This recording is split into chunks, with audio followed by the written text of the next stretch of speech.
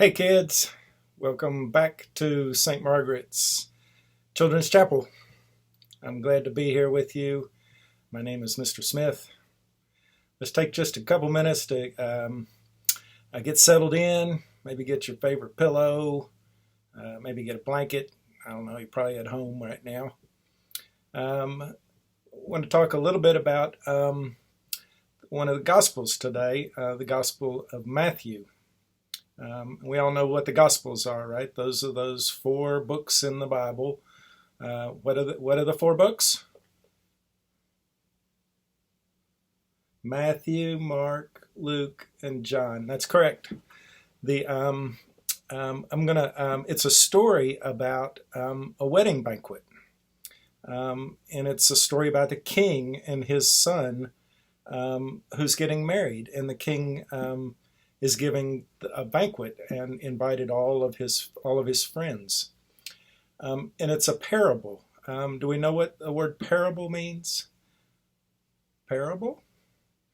Parable is one of those fancy words. It means a story that's about something, but it's really about something else. So we'll talk about that when we get to the end, what I think this parable, this story, is about. So before I read it, let me tell you there's two groups of people that this parable talks about. One of the king's friends. That's the first part of this parable, and we'll hear about the invitation that he sends to the king's friends. And then the second part is about everybody else that weren't invited to the wedding and what happened when they came to the wedding. So that's what you're gonna hear, and then at the end I'll talk about what I think the parable means. So here we go. This is right out of the Bible. If you were to open up the Bible, you would see these words, and it's in Matthew chapter 22. And here it goes. Once more, Jesus spoke to the peoples in parables. Remember that word, parables?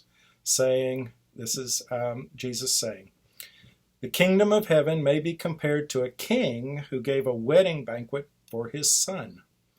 He sent his slaves to call those who had been invited to the wedding banquet, but they would not come. What? They would not come. Again, he sent other slaves saying, tell those who have been invited, look, I have prepared my dinner. My oxen and fat calves have been slaughtered, and everything is ready. Come to the wedding banquet. Oh my gosh, he got the wedding banquet ready. He's got the food ready. And here's what happened. But they made light of it and went away. These are his friends. One to the farm, another to his business, while the rest seized his slaves, mistreated them, and killed them. Wow. The king was enraged. That means he was really mad. He sent his troops, destroying those murderers, and burned their city. Then he said to his slaves, the wedding is ready, but those invited were not worthy. Go therefore into the streets and invite everyone you find to the wedding banquet. Those slaves went out to the streets and gathered all whom they found, both good and bad. So the wedding hall was filled with guests.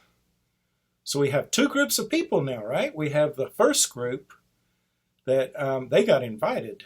They got a letter and say, come to my banquet, but they didn't come. It doesn't say why, but they just didn't come. And then there was the second group that came because it was ready. The feast was ready.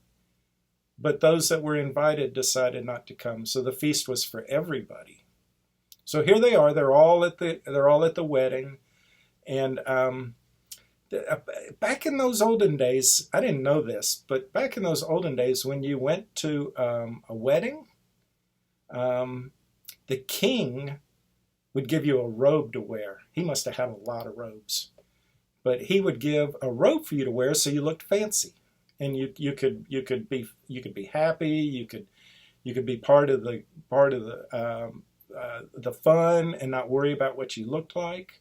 So I didn't know that, but that makes sense now that I know that, because here's what this says in the second part of this gospel reading. And remember what that means when he talks about a wedding robe. But when the king came in to see the guests, he noticed a man there who was not wearing a wedding robe. Remember, the king gave him one to wear.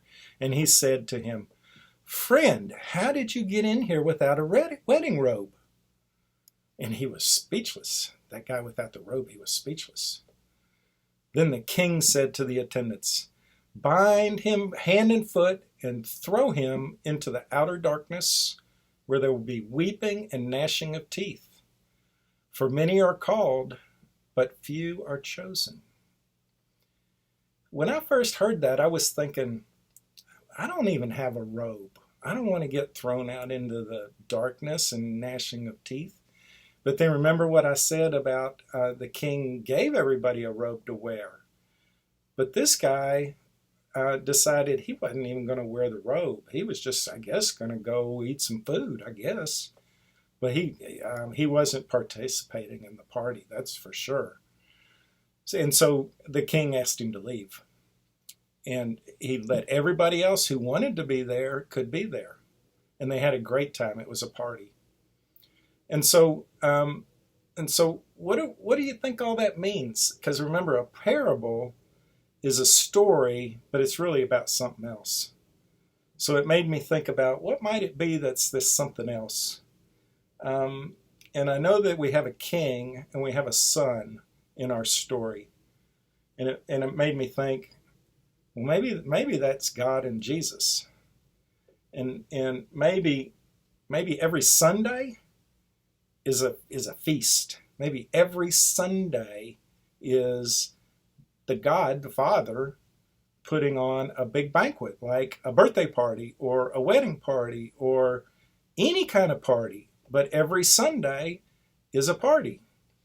And those that want to come are invited. It's open to everybody. When you come, you need to come ready to wear the robe. That means with good spirits. That means participating. That means doing all the things that is part of a party. And so that's what I think this story is about. It's about church. It's about being invited. Everybody's invited. When you come, there's a robe there for you, so it's a party. You can partake in the party. So I think it's all good news. I think it's all good news. And so what I say to that is every Sunday, you need to act like it's a party. Woohoo, woohoo, woohoo. That's what I think this gospel parable means. Now, as this week, be thinking about that and see if you agree with me. If you do, let me know. And if you think you have another reason for the story, or maybe what this parable, remember, it's a story about something else. And if you have an idea what that might be, I would love to hear it. So let's finish right now with the Lord's Prayer. Our Father, who art in heaven, hallowed be thy name. Thy kingdom come, thy will be done, on earth as it is in heaven. Give us this day our daily bread, and forgive us our trespasses, as we forgive those who trespass against us. And lead us not into temptation, but deliver us from evil. For thine is the kingdom, power, and the glory forever. Amen. See you next time, y'all. Bye.